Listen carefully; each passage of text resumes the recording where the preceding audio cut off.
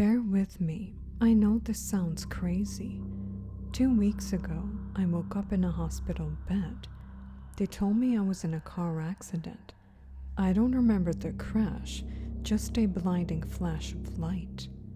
Since being discharged, things have felt wrong, not just slightly off, deeply off, like the world is wearing a mask and I'm the only one who can see the seams. Little things were off at first, easy to dismiss, but today, something happened. Something I can't explain. And now I know for sure, whatever this is, it isn't just in my head. This is real, and I'm scared as fuck. At first, nothing seemed too weird. I'd never spent a night in a hospital before, so waking up in a sterile fluorescent lit room was bound to feel unsettling. I brushed it off.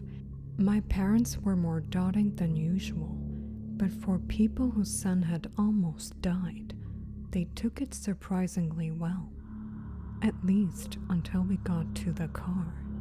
That's when the concern cracked and the disappointment seeped through. They scolded me for wrecking my 2003 Saturn shitbox, calling me reckless. The words sounded right, worried, even empathetic, but something was off. My mom's face kept shifting, like she couldn't settle on how she was supposed to feel. My dad, though, he barely moved. He sat rigid, staring straight ahead, as if turning his head wasn't an option. But I could feel him watching me. His gaze lingered in the rearview mirror, heavy and cold. Each time I glanced up, I'd catch his eyes for just a split second before he snapped them back to the road. But I knew he never really looked away. After the 6th time, I stopped looking away too. The mirror became a silent one-way standoff as I waited for him to scold me through it again. He didn't so much as glance at it for the rest of the drive.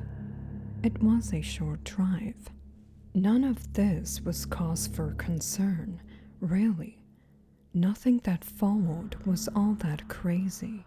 But when we got home, I felt a shift.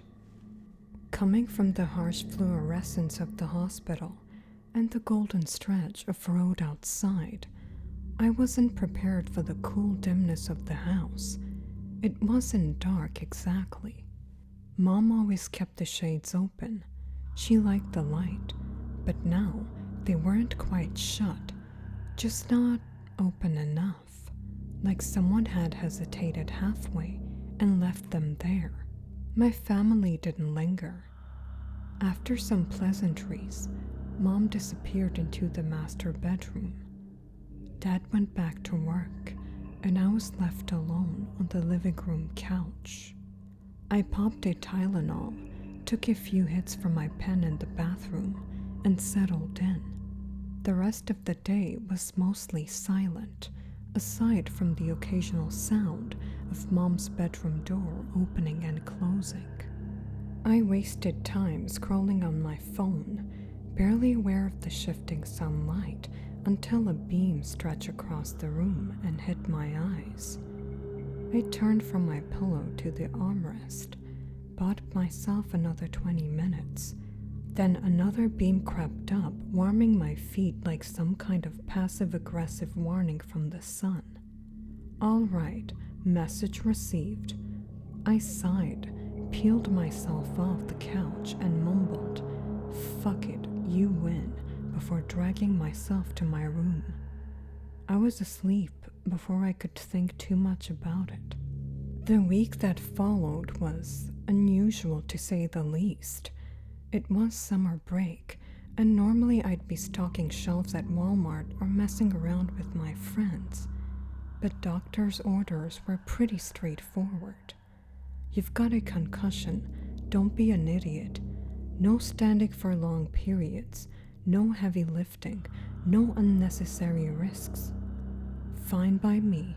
I got a doctor's note, a couple of weeks off, and a temporary escape from the joys of minimum wage labor. It wasn't the end of the world. Part-time jobs come and go. For now, I just had some headaches and a free pass to lay low. Better that than risking something worse, whether it was from dreading work or from one of my friends intentionally checking a basketball into my skull because we're over-competitive degenerates. I didn't really care to go outside much. The weather hadn't been as sunny as the first day I got back. Clouds hung low, thick and unmoving, like they were pressing down on the neighborhood. Even when the sun did break through, it was this weak, watery light that barely seemed to touch the ground. It just made staying inside feel more justified. So I did. I moved the Xbox from the basement to my room. Normally, that would have been a no-go, but if anyone asked, I'd just plead the concussion card and call it a win. No one even commented on it, which felt strange, like they should have, but didn't.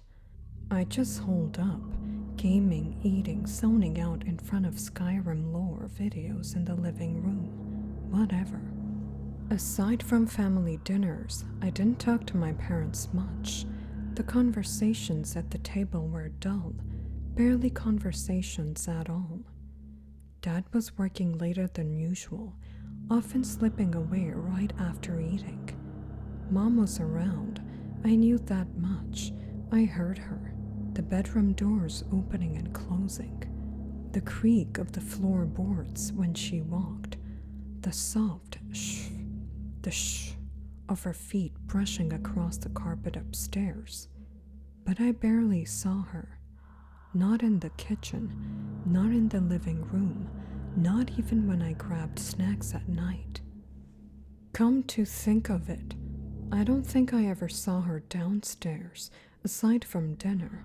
Some groceries spoiled, which was weird because Mom was normally on top of that kind of thing. When I pointed it out, she took me shopping, which was actually kind of nice. I got way more say in what we stocked the fridge with than usual. That was a win. But as we wandered the aisles, I noticed something. People were staring at me. Not in a casual passing way, intensely. Like they were trying to memorize my face, maybe like they weren't sure what they were looking at. Each time I caught someone, they snapped their head away like they hadn't been watching at all. But the feeling stayed. Not a single person looked like they could hold a normal expression on their faces. It was like they shifted through raw emotions during the most mundane tasks. I began to feel in danger, and worse, I started to notice something else as Mom and I passed people. I swore I could hear them pivot to watch me after we walked by. I never actually saw it happen, but I could hear it, the soft squeak of a shoe turning, the faint rustle of fabric shifting. I wanted to ask Mom if she noticed anything, but the words stuck in my throat. If she hadn't, I'd sound crazy. If she had, I didn't want to know. I tried to shrug it off. I'd been a complete goblin for the past week, barely keeping up with shaving, and yeah, my facial hair was patchy as hell. Maybe I just looked like a mess. Maybe I was imagining things. Whatever. When I got back home, I hopped on Xbox, made plans with some friends for later in the week, and told myself I'd get cleaned up by then. Everything was fine. Everything was fine. 2 days passed, nothing noteworthy, just my growing awareness of how off everything felt. Mom was moving around more, at least I think she was. I'd hear her footsteps, soft shuffling noises that always seemed to stop right outside my door. The first few times, I brushed it off. Maybe she was just passing by. Maybe she was listening for signs that I was awake. But the more I paid attention, the more it felt deliberate. The house was dim, sure, but my room wasn't. I kept my bay window shades open, letting in just enough light to make it feel normal, or at least less like the rest of the house. The hallway outside, though, it was always in shadow. There was only one time of day where light from the high windows in the living room even touched my door, and it wasn't now. That's why I knew I shouldn't have seen anything, and yet I did. I heard her, that same soft shuffle. I glanced over from the edge of my bed, half expecting nothing, just another trick of my nerves. But for a split second, I saw them, her toenails, just at the edge of the door. The instant I registered them, they shot back, too fast. So fast, it was like they hadn't been there at all. But I knew what I saw. The carpet where they had been left the faintest depression before slowly rising back into place. My stomach twisted. Okay, that was it. No more dab pen, no more convincing myself I wasn't tripping out when clearly I was seeing shit. I waited, listened, heard her shuffle away. Her door clicked shut. I exhaled, rubbed my face, and stood up. Enough of this. I need to get out of the house. Needed to see my friends, James, Nikki D, and Tyler. The goal was simple. Sober up, ground myself, and maybe, just maybe, bring up what was going on. Over Xbox, they'd all sounded completely normal. I'd only mentioned a few things in passing, nothing that set off any alarms for them. Most of our talks had just been about girls from our schools, memes, and bullshitting in Rainbow Six Siege lobbies. Maybe I was just overthinking. Maybe everything was fine. But as soon as I grabbed my keys and headed for the door, I couldn't shake the feeling that somewhere upstairs, Mother was listening. Obviously, driving wasn't an option. My car was totaled. My parents handed me $250 for the scrap it was apparently worth, and that was that. So I dusted off my old bike from the shed in the back. I didn't even glance at the house on my way out. Didn't need to see my creepy-ass mom peeking from some upstairs window like a horror movie extra. If I did, I'd probably swerve straight into traffic just to avoid dealing with it. Instead, I shoved the thoughts down and let myself believe, for just a little longer, that I was just tripping balls. That was safer. That was better. Besides, my odds were good. I still had headaches. I was still a little stoned.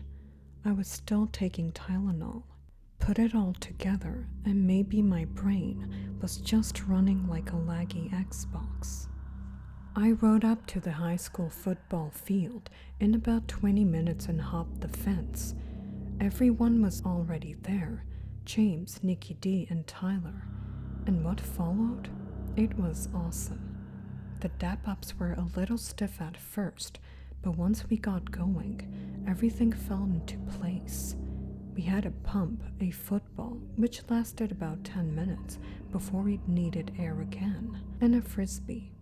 The sun was bright for the first time since I'd left the hospital, and for the first time in days, I felt good. I'd shaved. I was surrounded by my friends, and I started to think. No, I started to hope that maybe I'd just been missing out on real in-person socialization. I almost fell for it. I almost let myself believe everything was fine. We played for hours. Eventually, we were wiped, ready to debrief before heading home.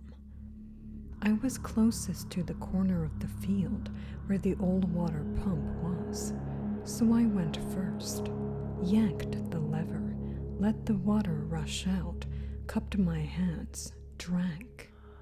The others chatted behind me, their voices blending with the soft splash of the pump. Refreshed, I wandered back to where we'd been playing frisbee, flopped onto the grass, and pulled out my phone. The sun was brutal, washing out the screen. I tilted it, angling downward to block the glare, squinting as I reached for the power button. And then I froze, because in the black reflection of my phone's screen, I saw them, all three of them, standing at the water pump, staring at the back of my head. James and Tyler's faces were wrong. Their jaws hung open, too wide, far past what should have been possible. It wasn't just slack, it was distorted. Their bottom lips curled downward, just enough to reveal rows of teeth. Their heads tilted forward, eyes locked onto me, shoulders hunched, arms dangling too loosely at their sides. They looked like something out of a nightmare, like The Scream, but worse. Nicky wasn't as bad. He was staring too, but his face shifted, the same way my mom's did when she picked me up from the hospital. Like he couldn't quite get it right, and yet their conversation hadn't stopped. Their voices came out perfectly, flowing like normal. But James and Tyler weren't moving their mouths. The water pump was still running. I had my phone up for maybe a second, but my whole body jerked like I'd been stabbed. My fingers fumbled, and my phone slipped from my hands, landing in the grass with a soft thud. Nicky asked if I was okay. I could barely think, barely breathe. Beads of sweat formed on my temples. I swallowed hard, forced a smile, forced the words out. Yeah, I'm great. And I turned to face them. Normal. They looked normal. Everything was normal. But my stomach twisted into knots because I knew what I saw. And for the first time since I got home, I realized I had nowhere to run. You sure you're good? I can't even remember who asked me that. Yeah, I'm good, man. My head's just pounding. I think I should go home. That part was true. It was pounding.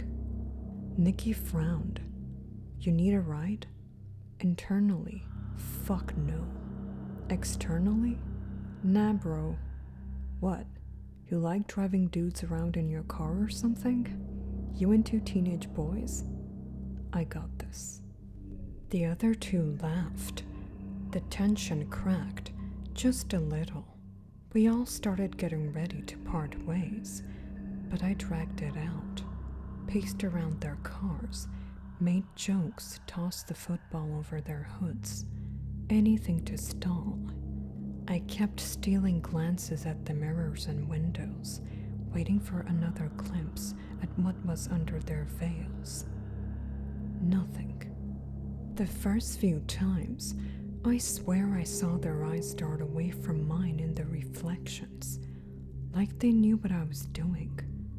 Then it was just like they just stopped looking towards me altogether. No matter how I angled myself, how fast I glanced, I never caught them like I had on the field. And yet, looking back, I can't shake the feeling like they knew exactly where I was looking. Like they had just found ways to stare at me from difficult angles without me ever catching their eyes.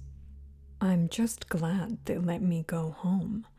I don't know what the end goal is, but I feel like I'm being bled out, played with, before I'm eaten.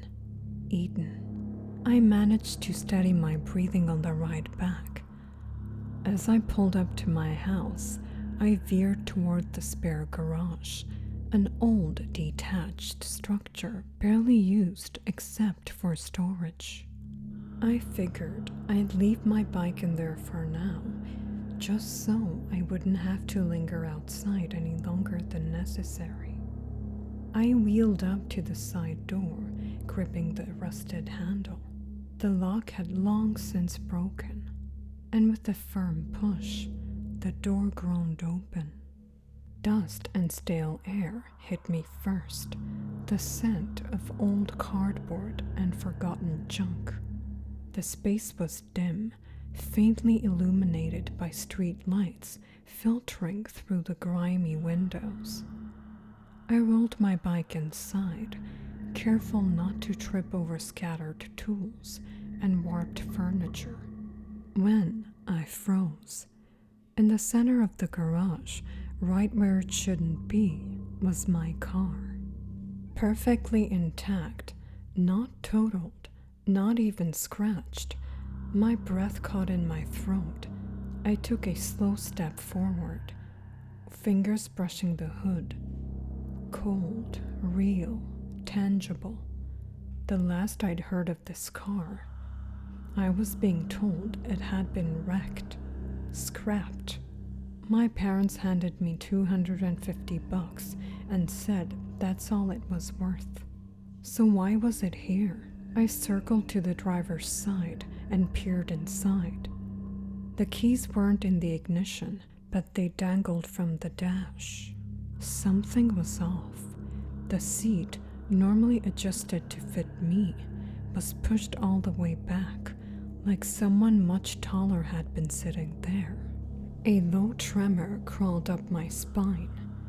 The car, despite being untouched, was covered in dust. How long was I in the hospital? Doesn't matter. It was getting dark.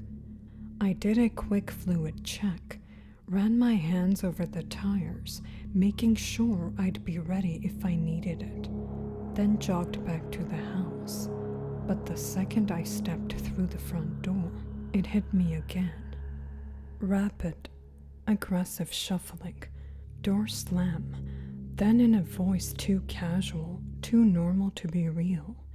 Honey, you missed dinner. Want me to heat some up for you? Nope, it's okay, Mom, I'll handle it. The living room TV was blue screened, casting a sickly glow over the open floor plan. I didn't dare mess with my parents' setup. At this point, they had to know I was onto them, and I would do nothing to disturb the peace. I grabbed some snacks from the fridge, went straight to my room, locked the door, dug out my old iPod Gen 6 from middle school, buried in a shoe box, and set it to charge. For a while, I just sat there listening. It was too quiet. I FaceTimed the iPod from my phone, hesitating, debating whether I should even leave my room. The upstairs layout was simple. 4 rooms. Mine was first on the left at the top of the stairs. My parents' was last on the right. At the very end, a closet where we kept detergent and towels. My bathroom was the last door on the left. The plan was simple. A strategic iPod drop-off during my next bathroom run. I executed flawlessly, waiting for the next round of patrolling before slipping out. I cracked the closet door just enough to give my iPod a view down the hall, plugged the charger in beneath the bottom shelf, and left it there. A hidden eye. A way to see what my parents really looked like when they thought no one was watching. I almost regret this decision. It seemed fine when I got back into my room and locked the door. I quietly angled my dresser in front of it, wedging my desk chair as tightly as I could under the handle. Too much movement. I heard my parents' door fly open, slamming into the inside wall of their bedroom. By the time I grabbed my phone, she was already there, standing at the end of the hall, facing my door, swaying. She was past the weird shifting face that Nikki had. Whatever this is, they're stages. Her jaw wasn't just distended, it was stretched beyond its limit. The skin pulled so tight it dangled with every sway of her body. Even from here, I could see the bags under her eyes. Not just dark circles, but loose, sagging folds that drooped to her upper lip, exposing way too much dry pink eyelid. Her hair, thin and patchy, clung to her scalp with a greasy sheen from the glow of the living room TV and the dim light spilling from the master bedroom. Her arms didn't hang. Her elbows were bent at stiff, unnatural 90-degree angles, shoulders hunched forward, wrists limp, long bony fingers dangling. The only way I knew it was my mom was the pajama top.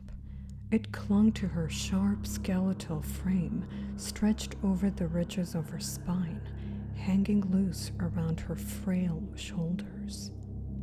She leaned in, pressed against the door, her head tilted, slow, deliberate, like she could see through the wood, tracking exactly where I was. And then, a whisper. "Honey, are you awake?" Her mouth didn't move, lips stretched thin, jaw unhinged and frozen in that grotesque, slack-jawed state. But the words came anyway, perfectly clear, perfectly human. "I know you're up, honey. I just heard you moving." Yeah, I just moved some furniture around. I didn't like where my TV was." A pause. Then the whisper again, perfectly clear, perfectly human. "Can I see?" My throat tightened. "Tomorrow," I lied. "I'm naked right now. I don't want to get dressed. Please, please, please work." I was frozen, my face glued to my phone screen, not daring to look away from the grainy FaceTime feed. My breath barely made a sound. Then finally, "Okay, tomorrow then." As she spoke, something shifted in the farthest, darkest corner past the stairs. At first, I thought it was just a shadow, but then an arm, thin, brittle, dangling down from the ceiling like a puppet on cut strings.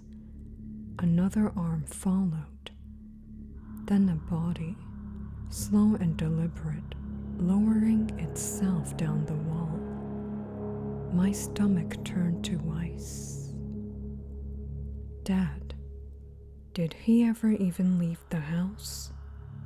Was he already this far along when he picked me up from the hospital with Mom? None of it mattered.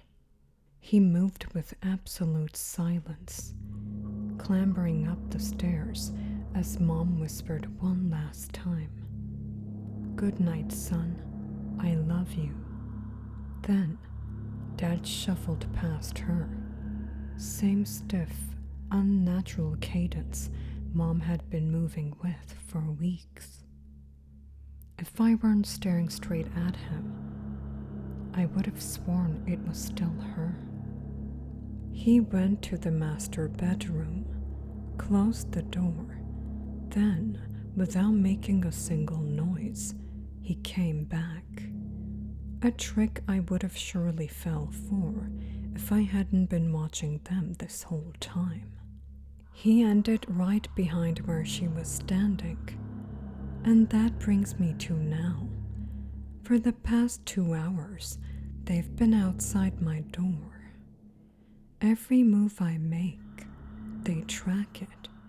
Through the wood, through the silence. It's 3:02 a.m. If I can just make it to daylight without passing out, I think I can open the bay window and jump. After that, straight to the spare garage, grab the car, get the fuck out of town. I don't know how far this shit has spread, but I can't stay here. Oh fuck, they're getting on the ground, lowering themselves, peeking under the door. I might have to go right now. Okay, fuck. I'll update this when I'm safe.